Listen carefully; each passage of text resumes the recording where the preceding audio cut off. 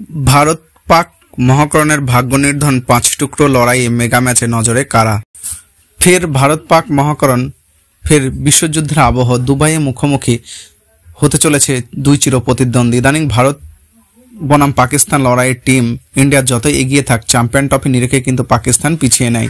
Champion ট্রফির শেষ 5 সাক্ষাতে ভারতকে হারের মুখ দেখতে হয়েছে 3 বার, যার মধ্যে সর্বশেষ হারের মুখ দেখতে হয়েছিল 2017 চ্যাম্পিয়ন্স ট্রফির ফাইনালে।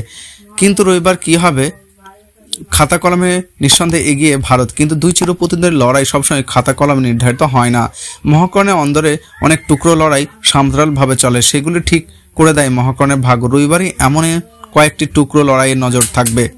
রোহিত শর্মা বনাম শাহিন আফ্রিদি। নতুন বলে সুইং পেলে রোহিতকে বিপদে ফেলতে পারে শাহিন। তার ইনসুইং সত্যিই বিপজ্জনক, তবে ইদানিং ভারত অধিনায়ক বামহাতি পেসারে ভালো সামলাচ্ছেন। তাছাড়াও শাহিন নিজেও ভালো ফর্মে নেয়। শুভমান গিল বনাম নাসিম শাহ। দুই তরুণ তারকাই তো দারুণ ছন্দে। নতুন বলে দুদিককেই সুইং পান পাক পেসার, তবে গিল এই মুহূর্তে বিশ্বের 1 নম্বর ব্যাটার। প্রাথমিক বিপদ সামলে দিলেই বিপজ্জনক হয়ে উঠবেন তিনি। বিরাট কোহলি বনাম আরবাজ আহমেদ।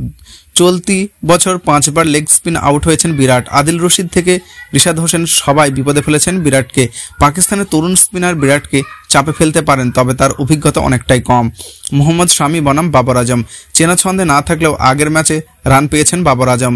শামি ছন্দে ফিরেছেন বাংলাদেশের বিরুদ্ধে। দুই তারকার লড়াই নজরে থাকবে। শুরুতেই শামি সুইং পেলে বরাবরের পক্ষে উইকেটের বাঁচানোটা বড় চ্যালেঞ্জ হতে চলেছে। মোহাম্মদ রিজওয়ান বনাম কুলদীপ যাদব। মাঝের ওভারগুলিতে পাকিস্তানের চালিকা শক্তির অধিনায়ক রিজওয়ান স্পিন ভালো খেলেন, তবে অতীতে তাকে সমস্যায় ফেলেছেন কুলদীপ।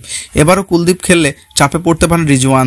তবে রবিবার কুলদীপ প্রথম একাদশে থাকবেন কিনা ভারত বরুণ চক্রবর্তীকে খেলায়, সেদিকে নজর থাকবে। এই 5 টুকরো লড়াইয়ের বাইরে দুদেশের সব তারকার দিকে নজর করা থাকবে। মহা ম্যাচ অনেক সময় নতুন তারকা তৈরির মঞ্চ হিসেবে উঠে আসে। রবিবারের দুবাইয়ে তেমন কিছু হয় কিনা সেটাই দেখার।